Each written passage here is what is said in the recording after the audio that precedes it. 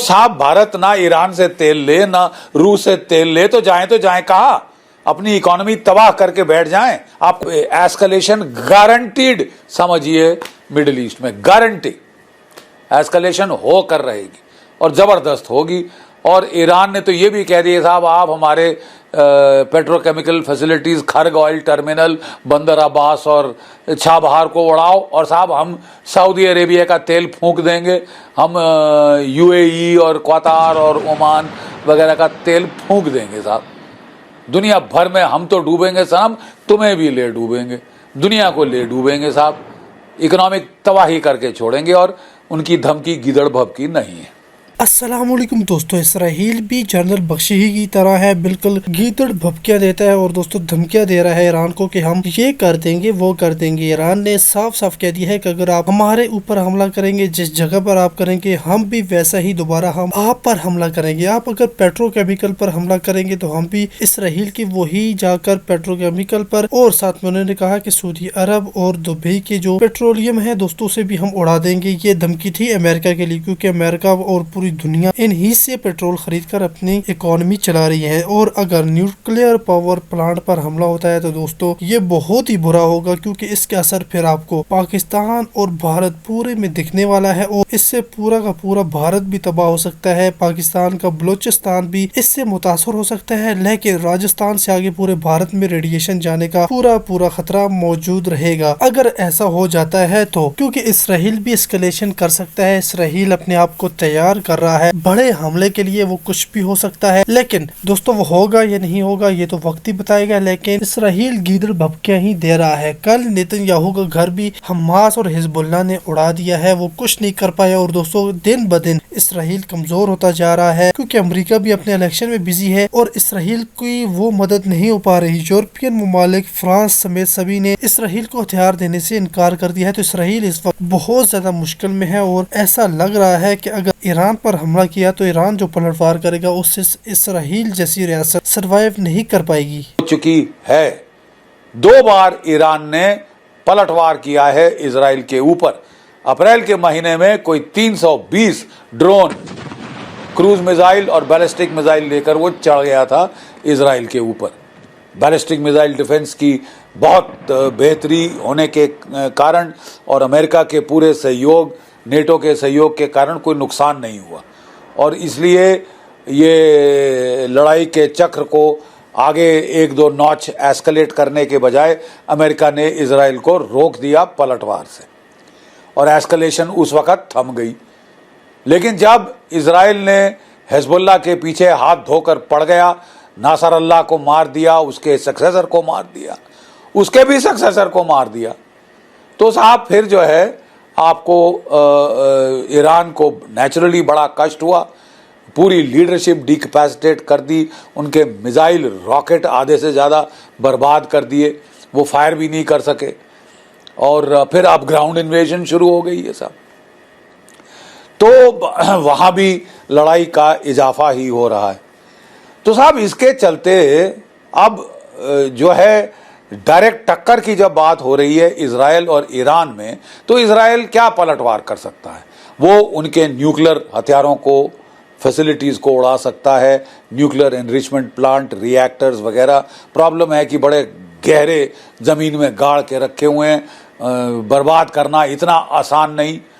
और 2000 किलोमीटर की तो दूरी है इजराइल की ईरान से, तो वहाँ पे हमले के लिए उसे एयर टू एयर रिफ्यूलर चाहिए, वो उसके पास 7 हैं केवल, वो काफ़ी नहीं है बड़े हमले करने के लिए। अमेरिका का उसको सहयोग चाहिए। अमेरिका इलेक्शन लड़ रहा है, 5 नवंबर अगले महीने इलेक्शन होने वाली है।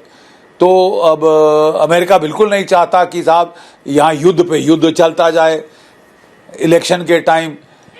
और ईरान और इजराइल का युद्ध हुआ तो पेट्रोल की कीमतें आसमान को छू सकती हैं, पेट्रोल इन्फ्लेशन शुरू हो सकती है इलेक्शन के टाइम, तो ये तो घातक होगा डेमोक्रेट्स के लिए।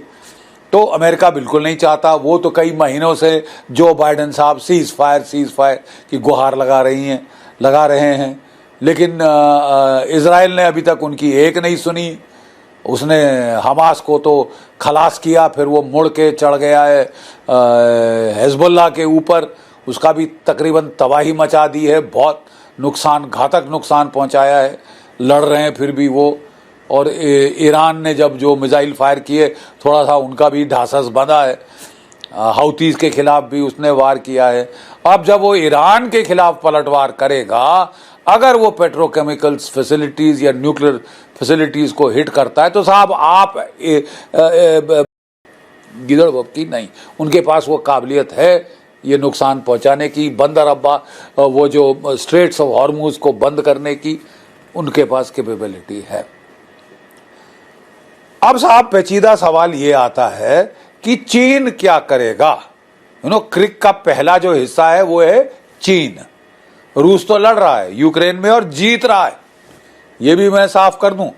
पलड़ा रूस का भारी दिन ब दिन भारी पड़ता जा रहा है। यूक्रेन की जीप बाहर आ गई है, मैन पावर की कमी है, इंडस्ट्रियल मोबिलाइजेशन की सख्त कमी है। अमेरिका नेटो के आर्सेनल उनको रीसप्लाई नहीं कर पा रहे, artillery, ammunition, rockets, missiles, drones. तो ये तो युद्ध चले जा रहा है। अब अगर इजराइल ईरान के पेट्रोकेमिकल्स को, न्यूक्लियर प्लांट्स को स्ट्राइक करता है, तो साहब युद्ध बढ़ेगा और इसके सबसे ज्यादा चोट पहुंचेगी चीन को। क्योंकि साहब चीन जो है अपना बल्क ऑफ द ऑयल वो ईरान से ले रहा है। याद रहे, अमेरिका ने ईरान के खिलाफ सैंक्शन लगाई, कोई तेल नहीं लेगा इससे। भारत अपना ज्यादातर तेल ईरान से खरीद रहा था, सैंक्शंस के मारे हमें बंद करना पड़ा।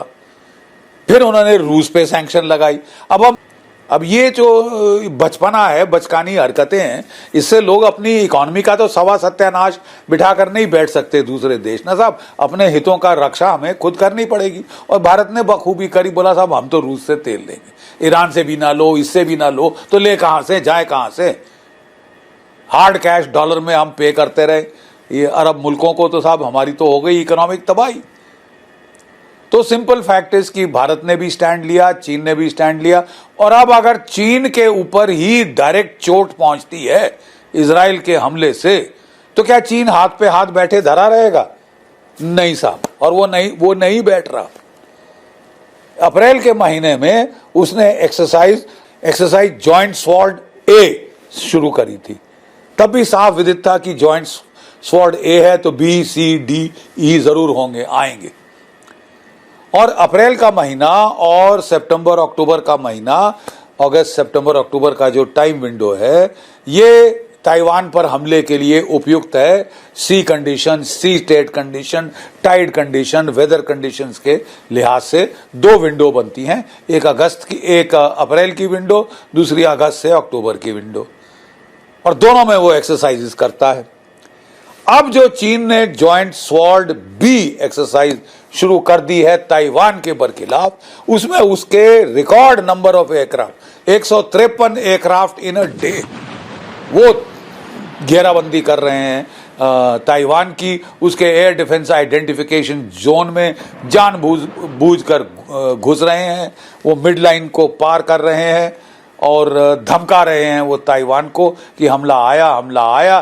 चीन की नेवी, चीन की कोस्ट गार्ड ने पूरा ब्लॉकेड का एक्सरसाइज सिमुलेशन वहां पे शुरू कर दी है।